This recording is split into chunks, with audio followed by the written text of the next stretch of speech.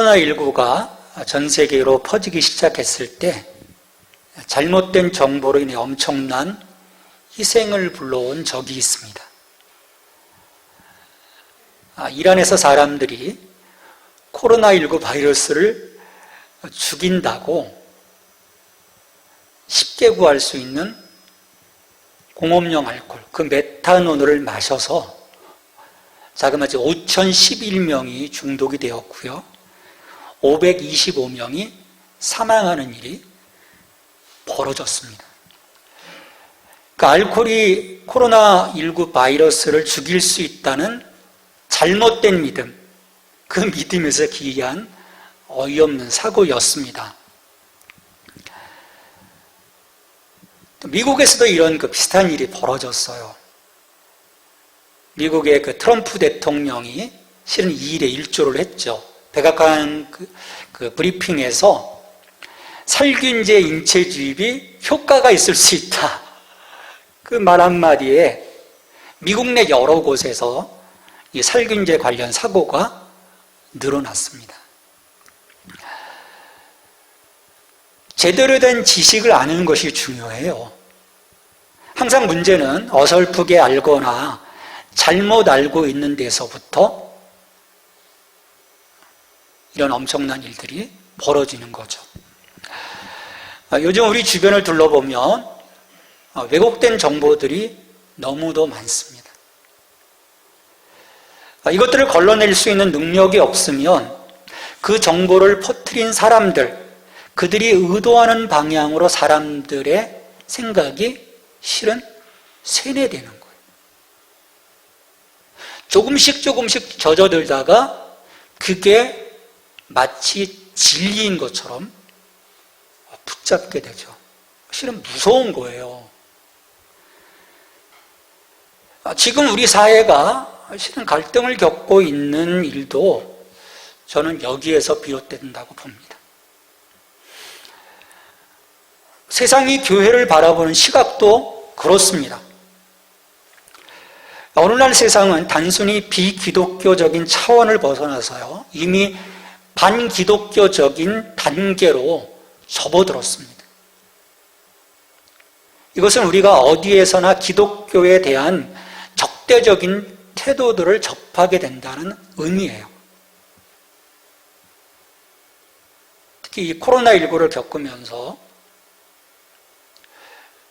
비기독교적인 수준이 아닌 이제 거의 반기독교적인 수준의 모습들이 지금 사회에서 표출이 되고 있습니다.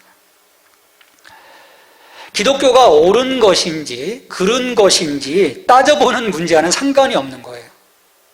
사실 대부분의 사람들은 기독교에 대해서 별로 아는 바가 없습니다. 실제로 사람들이 거부하는 것은요, 원래 복음이 아니에요.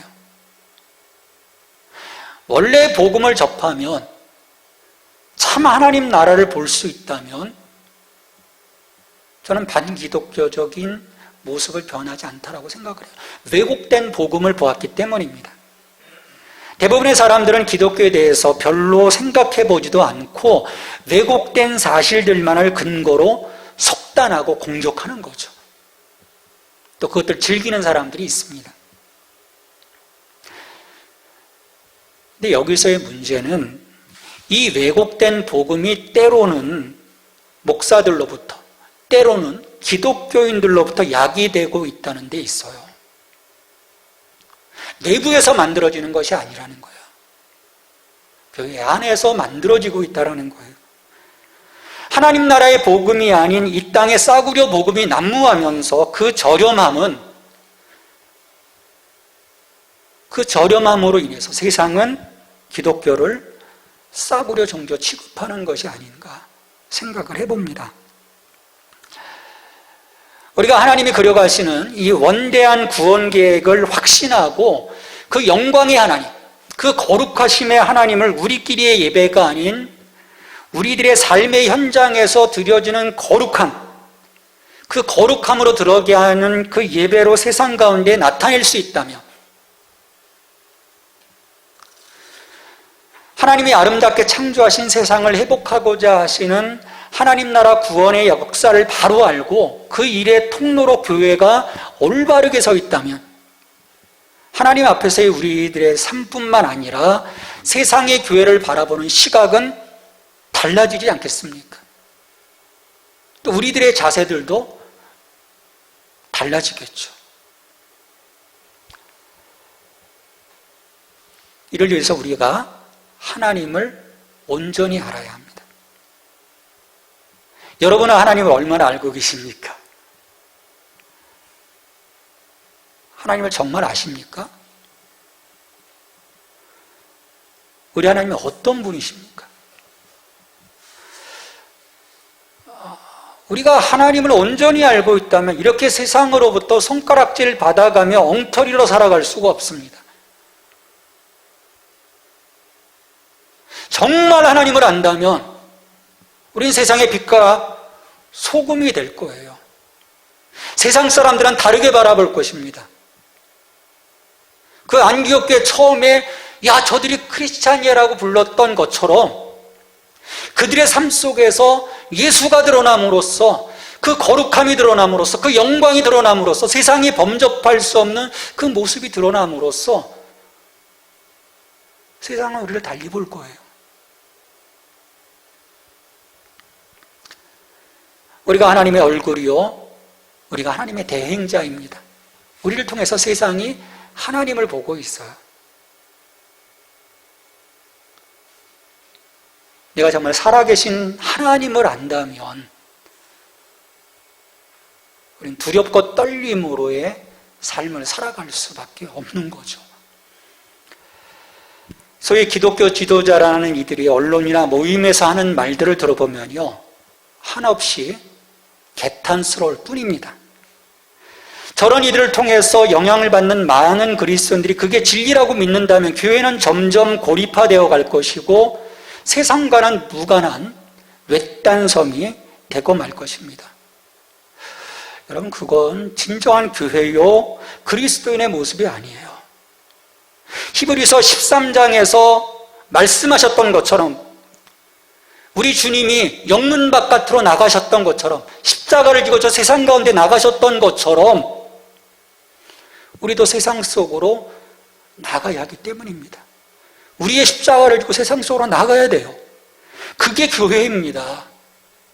안으로가 아닌 것입니다. 성경을 가만히 들여다보면요, 인간들의 고통은 언제나 하나님을 제대로 알지 못하는 데서부터 야기되고 있는 것을 볼 수 있어요. 우리가 하나님에 대해 아는 것은요, 사활을 좌우하는 문제라는 거예요. 그래서 하나님은 그런 의미에서 이스라엘 공동체를 향해서 하나님에 대해 알 것을 끊임없이 요청하십니다. 알라, 힘써라. 신명기 32장 29절에서 이렇게 말씀하죠. 이제는 나 곧 내가 그인 줄 알라. 나 외에는 신이 없도다. 나는 죽이기도 하며 살리기도 하며 상하게도 하며 낫게도 하나니. 그러게 우리는 치열하게 하나님을 알아가는 일에 힘써야 합니다. 내 인생의 하나님이 하나님됨을 말입니다. 영광의 하나님 되심을 우리가 알아야 되는 거예요. 우리 시편 46편 10절에서 하나님 말씀하십니다. 너희는 가만히 있어 내가 하나님됨을 알지어다. 내가 문나라 중에서 높임을 받으리라. 내가 세계 중에서 높임을 받으리라. 우리가 알아야 하나님은요, 위대하신 분인 거예요. 온 세상에서 높임을 받으셔야 할 분인 것입니다. 이렇게 영광스러운 하나님을 우리가 어떻게 알 수 있습니까? 알라고 하는데, 힘써 알라고 하는데 한계가 있어요. 왜? 인간의 이성이 하나님을 이해하는 데는 한계가 있는 거예요. 하나님은 우리의 지성으로 끌어안기에 너무나 광대하신 분이십니다. 완전하신 하나님을 인식할 수 없어요. 하나님은 증명되시는 분이 아니십니다. 하나님은 존재 자체의 문제가 아니라 우리 인식의 문제인 거예요. 우리가 보지 못하는 거예요. 인간은요, 한계 안에서 보고 인식하고 이해할 수밖에 없습니다. 오늘 에베소서 1장 17절은 바로 이 문제의 해결을 위해서 기도하고 있어요. 바울은 에베소 교회 그리스도인들에게 새로운 축복을 받게 해달라고 기도하는 것이 아닙니다. 이미 받은 축복, 그 3절로부터 14절까지 하나님이 말씀하신 그 신령한 복, 그 의미뿐만 아니라 무엇보다도 하나님을 알 수 있게 해달라고 기도하고 있는 거예요. 에베소서 1장 17절 말씀입니다. 우리 주 예수 그리스도의 하나님, 영광의 아버지께서 지혜와 계시의 영을 너희에게 주사 하나님을 알게 하시고. 우리가 하나님을 인식하는 것은요, 성령님을 통해서만 가능합니다.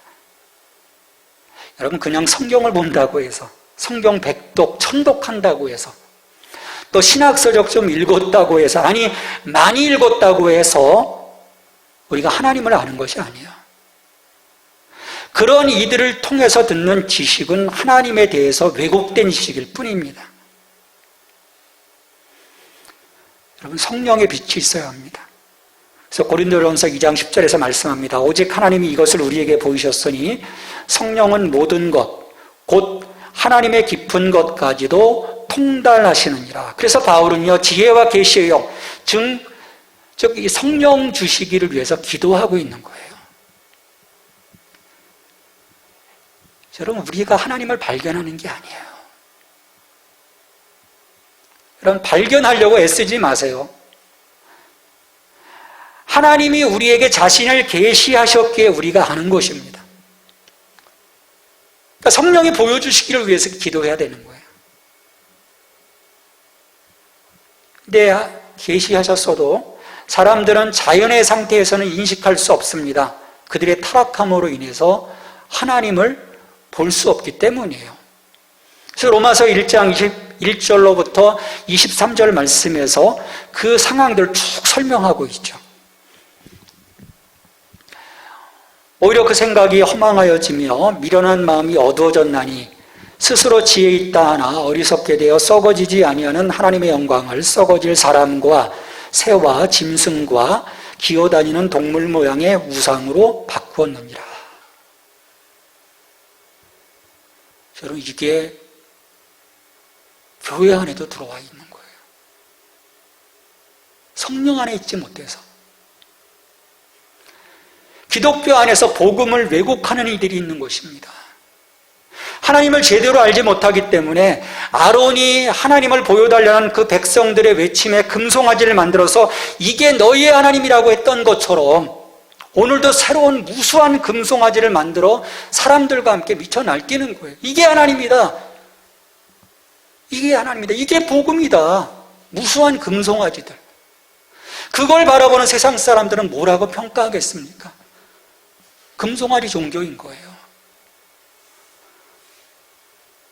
우리의 왜곡된 인식의 한계를 벗어나 온전하게 하나님을 알도록 하시기 위해 하나님은 보혜사 성령을 보내주셨습니다. 거룩함에서 자라려고 하면 영적 지식에서 자라는 것이 반드시 필요합니다. 그런 지식은 계시가 없으면 불가능해요. 그래서 사도 바울은 지혜와 계시의 영을 주사 하나님을 알게 하시기를 기도하는 겁니다. 성령께서 그와 같은 일을 하심으로 우리를 세워주시는 거예요. 저는 바라기는 이 17절의 기도가 매일매일 여러분의 기도가 될 수 있기를 주님의 이름으로 축원합니다. 여러분의 기도가 되어야 해요.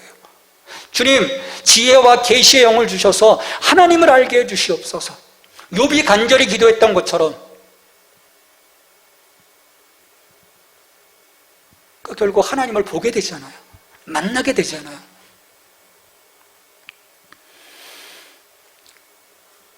이 기도가 매일매일 이루어질 때 우리는 우리 하나님을, 예수님을 온전히 알아가게 될 줄 믿어요.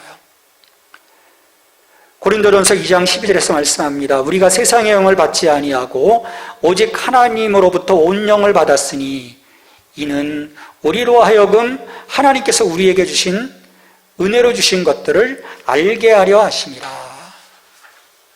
오늘 우리가 성령님의 도우심을 받지 못하면요, 알 수 없어요. 왜? 영적인 일은 영적인 것으로 분별하기 때문입니다.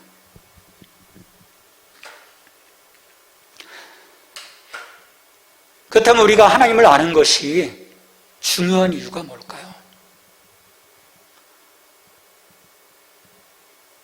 하나님의 알므로 하나님이 원하시는 방향으로 나가는 것, 뭐 그런 것도 중요하지만 정말 중요한 것이 무엇일까? 여러분, 그 알문이요, 우리를 영원한 생명으로 이끌어가기 때문입니다. 예수님께서 요한복음 17장 3절에서 말씀하셨습니다. 이 말씀을 같이 읽습니다. 영생은 곧 유일하신 참 하나님과 그가 보내신 자 예수 그리스도를 아는 것이니라. 바울은 우리가 하나님을 그저 이론적으로만 아는 것, 이지적으로만 아는 것을 위하여 기도하고 있지 않습니다. 사도의 관심은요, 우리가 하나님에 대한 직관적인 지식을 가지는 것입니다. 이것은 하나님과의 실질적인 교제를 의미하는 거예요. 사도는 에베소의 성도들이 하나님과의 인격적 사귐을 가질 수 있기를 원하는 것입니다. 매일매일 그 삶 속에서 그 삶의 자리에 임재하신 하나님과의 동행에 대해서 얘기하고 있는 거예요. 그 동행 속에서 체험적으로 알아가는 하나님에 대한 그 지식의 광대함을, 여러분, 그건 축복인 것입니다. 우리가 하나님을 알아가면 알아갈수록 그것은 은혜인 거예요. 이 3절의 알다의 성경적인 의미가 실은 그런 것입니다. 단순한 정보를 아는 차원을 얘기하는 것이 아닌 거죠. 우리는 이것을 증거할 수 있어야 돼요. 그래서 요한일서 1장 3절에서 말씀합니다. 우리가 보고 들은 바를 너희에게도 전함은 너희로 우리와 사귐이 있게 하려 함이니 우리의 사귐은 아버지와 그의 아들 예수 그리스도와 더불어 누림이라. 여러분 안에 하나님을 알므로써 우리 하나님과 예수 그리스도와의 사귐이 여러분들 삶 속에 풍성하게 이루어지길 바랍니다. 그것이 우리에게 복인 것입니다. 하나님과 우리 예수 그리스도와의 동행이 우리에게는 영원한 생명이 되는 거예요. 이를 위해서 바울은 기도하고 있는 것입니다. 여러분, 하나님을 아십니까? 단순히 지식을 알고 있느냐의 문제를 말씀드리는 것이 아니에요. 여러분이 하나님을 만나보았느냐 하는 것입니다. 하나님과 지금 동행하고 있느냐, 그분의 임재 안에 있느냐라고 묻는 것입니다. 예수님께서 이 땅에 오신 목적은요, 우리가 하나님과 화해케 하시고 하나님과 다시금 동행하게 하심에 있습니다. 왜요? 그것이 바로 영생이기 때문입니다. 그게 우리의 구원의 목적이에요. 영원한 하나님과의 동행. 그리고 그런 우리들을 통해서, 교회를 통해서 만물을 그리스도 안에서 하나 되게 하시는 하나님의 그림. 그것이 구원의 목적입니다. 오늘 하나님 알기를 더욱 갈망합시다. 하나님을 아는 지식이 더욱 깊어지고 넓어질 수 있기를 위해 기도합시다. 영광의 하나님이 우리에게 지혜와 계시의 영을 부어주사 보여주시고 알게 하시고 영원한 동행으로 우리를 초대하실 것입니다. 이 부르심의 축복을 누리며 이 고난의 삶을 뚫고 나가는 성도 될 수 있기를 주님의 이름으로 축원합니다. 우리 함께 기도하겠습니다. 주님, 지혜와 계시의 영을 주사 우리가 하나님을 알게 해주시옵소서. 하나님과 동행케 해주시옵소서. 그 동행하는 영원한 생명을 누릴 수 있도록 도와주시옵소서. 코로나19의 이 어려움으로부터 주님 이 땅을 지켜주시옵소서. 많은 그 환우들을 지켜주시옵소서. 생명들을 건져주시옵소서. 생활의 터전들이 회복되게 하여 주시옵소서. 우리 같이 기도하고 제가 마무리 기도하겠습니다. 이렇게 기도합니다. 하나님,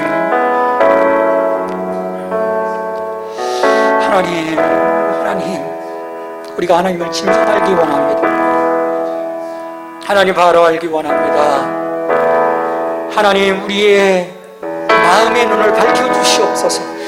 지혜와 계시형을 주셔서 보게 하시옵소서. 느끼게 하여 주시옵소서. 하나님의 그 임재하심을 바라볼 수 있게 하여 주시옵소서.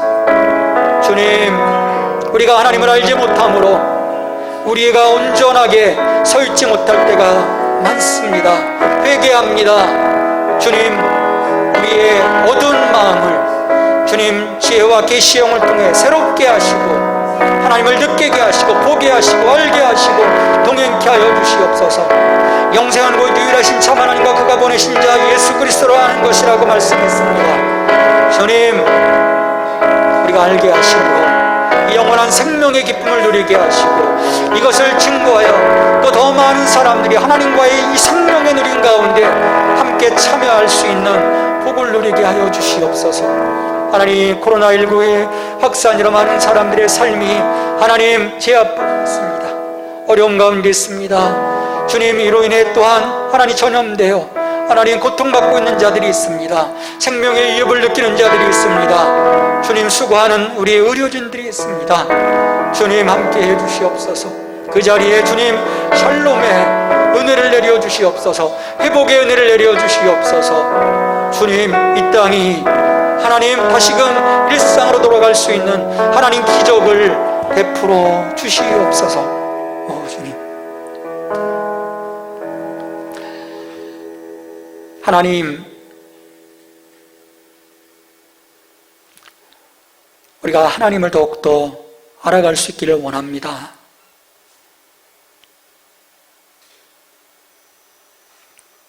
우리에게 지혜와 계시형을 주셔서 보게 하시고 느끼게 하시고 동행하시는 하나님을 바라볼 수 있게 하여 주시옵소서. 영원한 생명의 기쁨을 누릴 수 있도록 주님 축복하여 주시옵소서. 코로나19가 재확산되며 하나님 이 땅에 그 사람들의 그 삶이 주님 어려움 가운데 있습니다. 주님, 기적을 베풀어 주시옵소서. 주님, 치료하여 주시고 회복시켜 주시고 사람들의 무거운 그 마음들의 자유함을 주님 선물하여 주시옵소서. 이 한 주간을 살아가며 또 우리 믿음의 지체들 한 사람 한 사람을 지켜주시옵소서. 감사하며 찬양하며 주님과 함께 걸어가게 하여 주시옵소서. 예수님의 이름으로 감사하며 기도하옵나이다. 아멘.